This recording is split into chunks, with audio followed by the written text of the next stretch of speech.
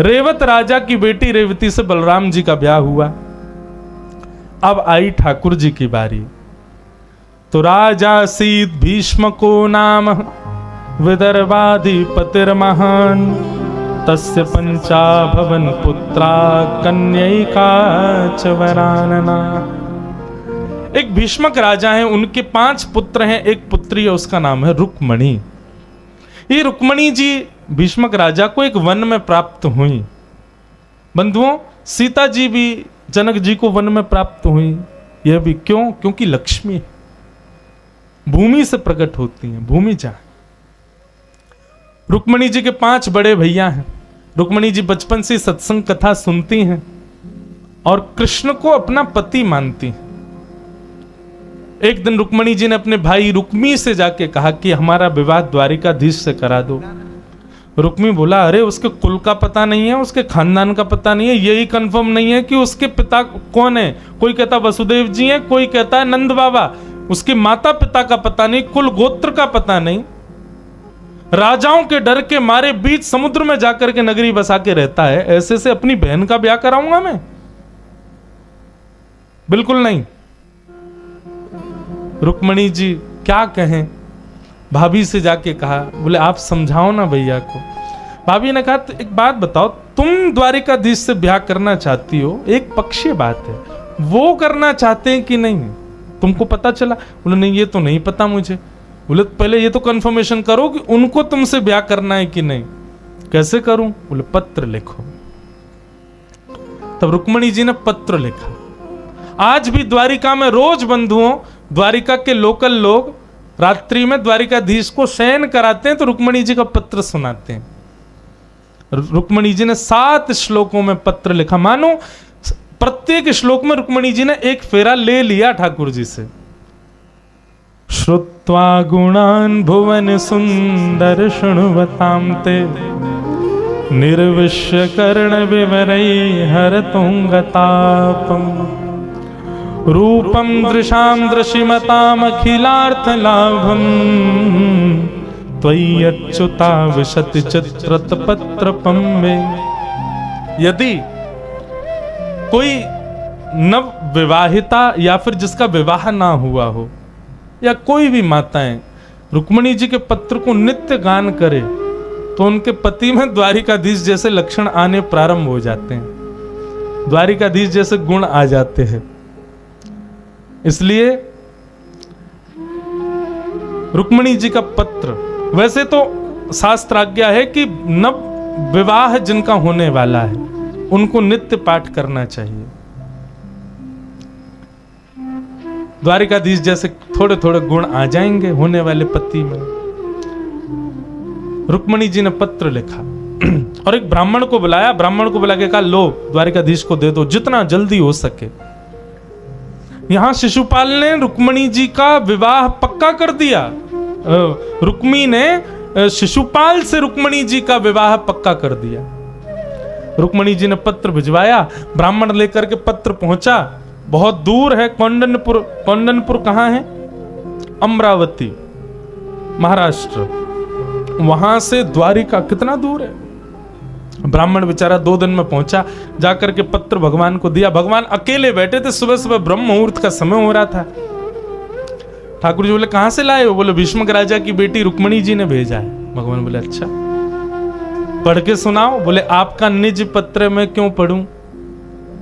ठाकुर जी बोले, हमारी कोई भी बात निजी नहीं है। कलयुग में हमारी सारी निज कथाएं व्यास लोक वक्ता बन के कथा में सुनाया करेंगे। हमारा कुछ भी प्राइवेट नहीं है। सुनाओ क्या लिखा है। जैसे ही ब्राह्मण ने पढ़ा, श्रुत्वा गुणान भुवन सुंदर शृण्वतां ते निर्विश्य कर्ण विवरै हरतौंग तापम। प्रथम श्लोक सुना था बस ठाकुर जी ने। बोले बस।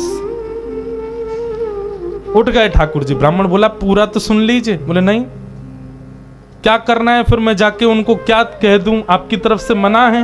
नहीं नहीं, मना नहीं, हम रथ ला रहे हैं, बैठो हमारे संग चलते हैं, ब्याह करके लाएंगे। भगवान ब्राह्मण देवता बोला, इतनी जल्दी राजी हो गए? पूछ तो लीजिए, रूप कैसा है, नाक कैसी है, आंख कैसी है, गुण कैसे हैं? ठाकुर जी बोले, आपने जो पत्र पढ़ा ना, उस पत्र का पहला शब्द ही बता रहा है कि रुक्मणी कैसी है। क्या लिखा है? बोले श्रुत्वा गुणान भुवन सुंदर शृण्वतां ते। मतलब रुक्मणी ने मुझे कभी देखा नहीं है, इसका मतलब वो रूप पर आसक्त नहीं है। मुझे कभी मिली नहीं है, इसका मतलब मेरे वैभव पर आसक्त नहीं है। उसने सदा संतों से मेरी कथा सुनी है और निश्चित है कथा के प्रति उसकी रति है, तो सारे गुण जो एक पत्नी में होने चाहिए सब हैं उसके अंदर। इसलिए मुझे आगे और कोई गुण नहीं चाहिए। मतलब यहां पर एक भाव यह प्रस्तुत होता है कि भक्त के अंदर क्या गुण है क्या नहीं है, इससे ठाकुर जी को कोई अभिप्राय नहीं। उसको कथा में रुचि है, इससे ठाकुर जी प्रसन्न है।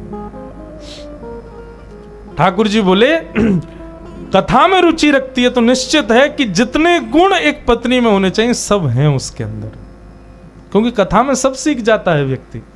चलो, और ब्राह्मण को रथ पर बैठा करके भगवान सीधे कौंडन्यपुर पहुंचे। ब्राह्मण को आने में लगे थे 2 दिन, लेकिन वापस पहुंचने में लगे चंद मिनट। भगवान ने तो हवा की तरह रथ दौड़ाया अपना। यहां रुक्मणी जी देवी पूजा के लिए जा रही हैं। जय जय गिरिवर राज किशोर, जय महेश मुख चंद्र चकोरी। रुक्मणी जी जा रही थी, तभी रुक्मणी जी ने देखा वो ब्राह्मण खड़ा हुआ है सामने। रुक्मणी जी बोली, तुम अभी तक गए क्यों नहीं? 2 दिन हो गए। ब्राह्मण मुस्कुरा के बोला, हम गए और द्वारिकाधीश को संग ले भी आए। रुक्मणी जी बोली, बोले मतलब? अरे ठाकुर जी ने तो आपका पत्र का पहला श्लोक सुना, उसी से इतने रीझ गए। मैंने कहा भाई पूछ तो लो, देखने सुनने में कैसी है। बोले हमें कुछ नहीं सुनना, हमको तो इससे ही ब्याह करना। आ गए। रुक्मणी जी तो वहीं नाचने लगी। हाँ, कहाँ है द्वारिकाधीश? बोले मंदिर के पीछे खड़े हैं, दुल्हा बन रहे हैं, श्रृंगार करा रहे हैं अपना। ब्रह्मा जी आए हैं श्रृंगार करने। सबसे बढ़िया मेकअप आर्टिस्ट पूरी दुनिया को जिसने बनाया ब्रह्मा।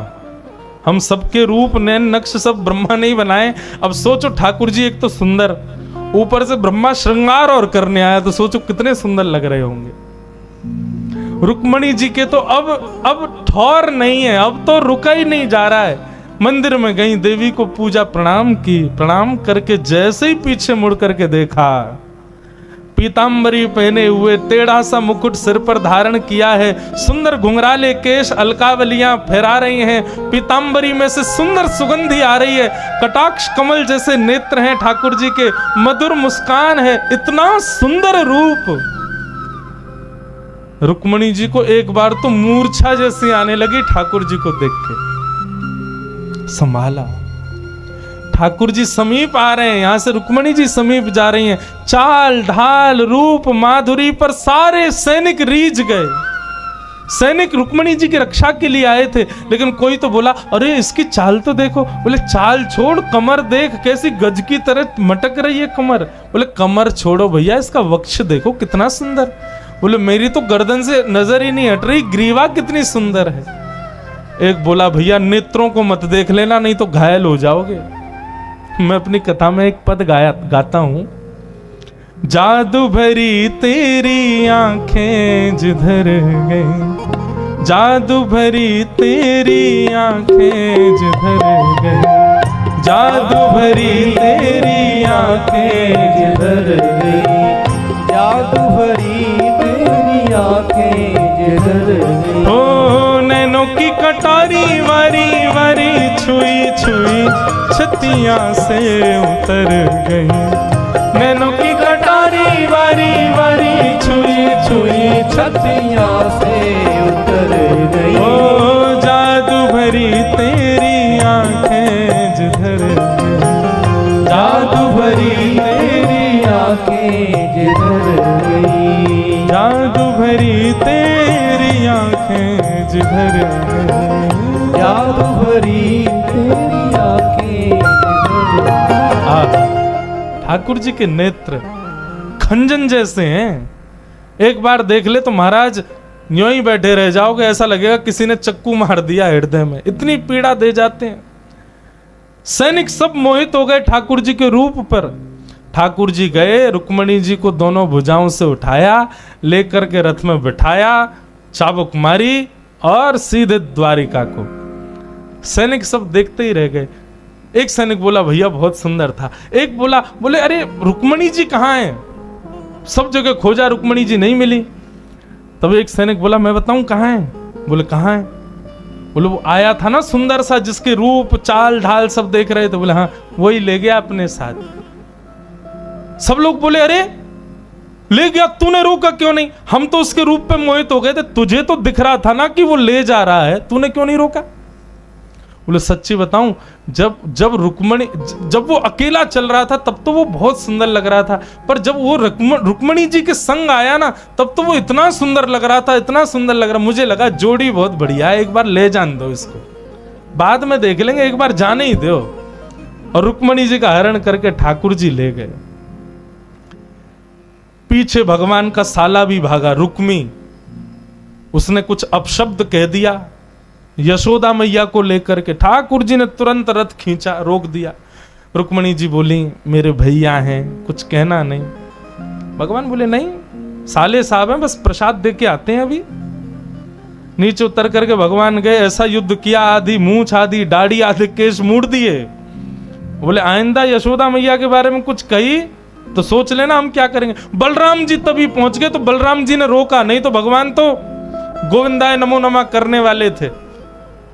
बलराम जी बोले लाला ये सारो है तेरो, पूरा ब्याह यही करवावेगो, यही कन्यादान करेगो, यही बहू को विदा करके सब काम में यही काम आवे वारो, पूरे जीवन भर यही ते काम पड़ेगो, या को मत मारे।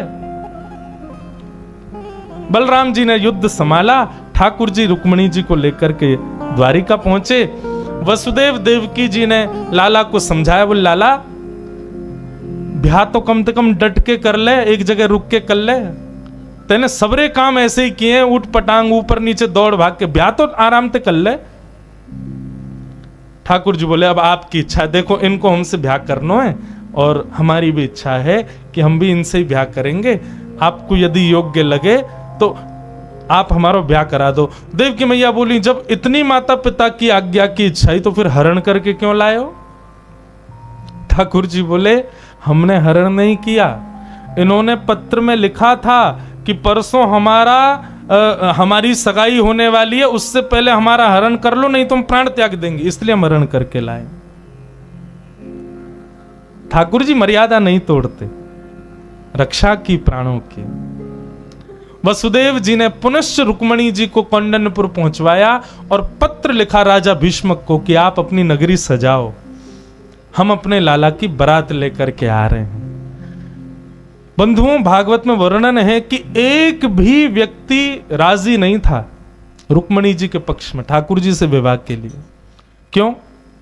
कोई कह रहा रंग अच्छो ना है, कोई कह रहा कि माता पिता को पतो ना है, कोई कह रहा हमने सुनिए टेढ़ो है वो बांके बिहारी, टेढ़ उसकी कमर टेढ़ी है, उसके पैर टेढ़े हैं, उसके सिर टेढ़ा है, सब ऐसे ऐसी बातें बनाते।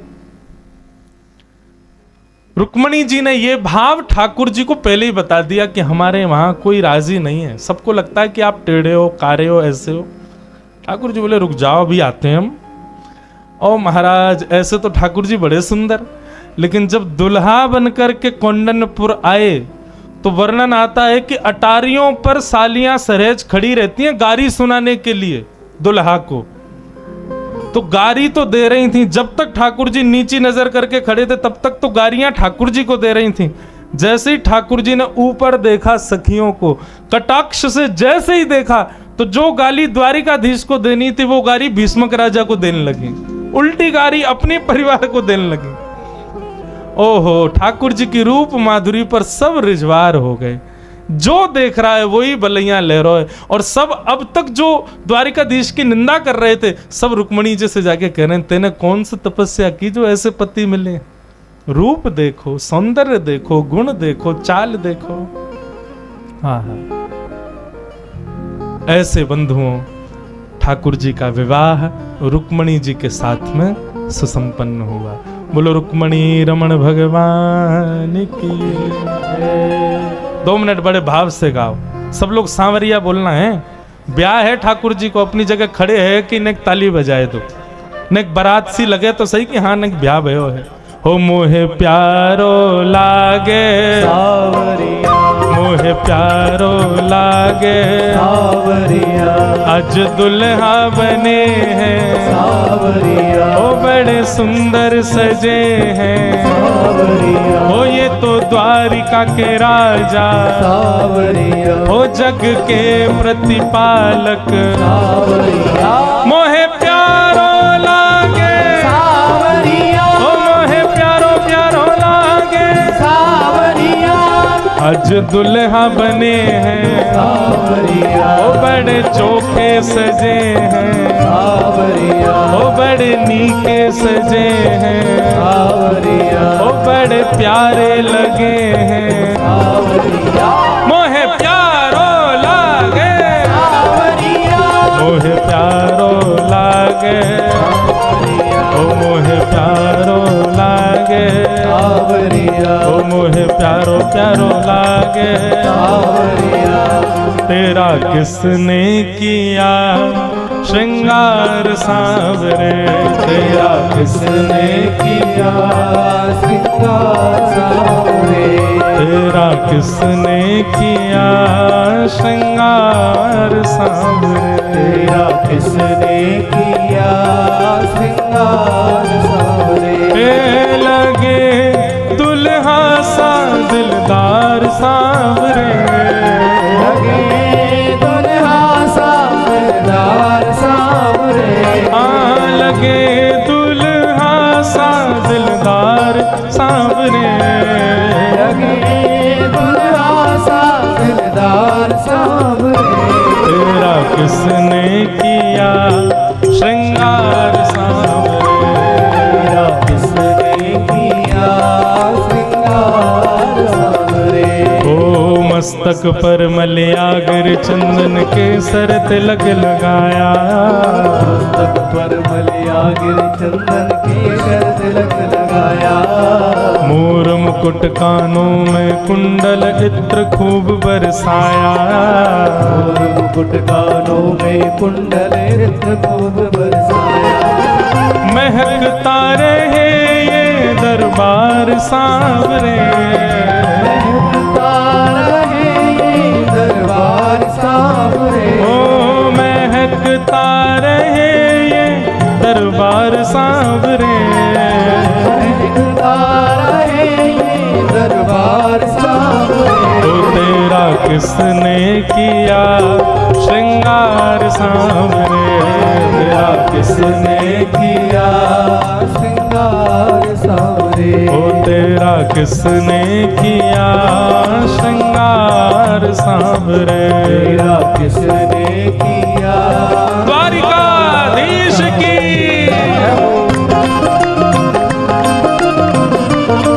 रुक्मणी मंगल की बधाई हो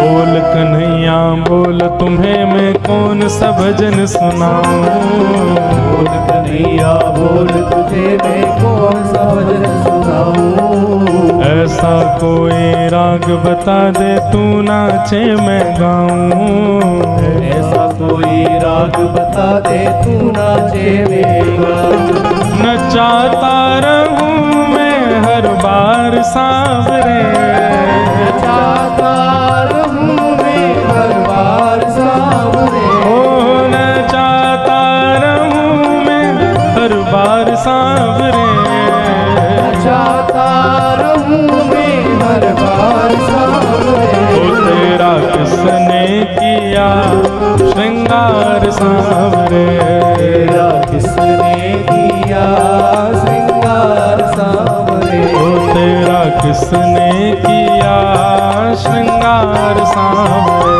तेरा किसने किया श्रृंगार सांवरे, ओ श्रृंगार सांवरे श्रृंगार सांवरे, श्रृंगार सांवरे